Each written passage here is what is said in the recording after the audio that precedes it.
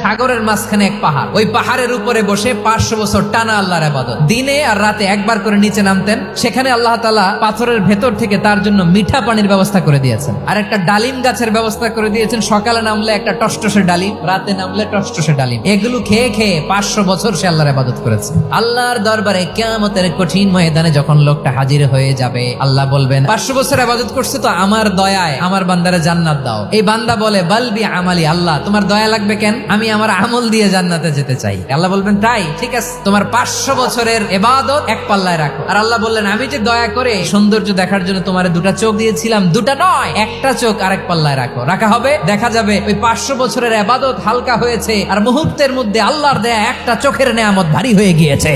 ফলাফল দেখো, হিসাব বলে তুমি এখন জাহান্নামে যাবা, যাও এবার জাহান্নামে যাও। এবার লোকটা কাচুমাচু করে বলে আল্লাহ এবার আমি বুঝতে পেরেছি তোমার দয়া ছাড়া দুনিয়ায় কেউ জান্নাতে যেতে পারবে না।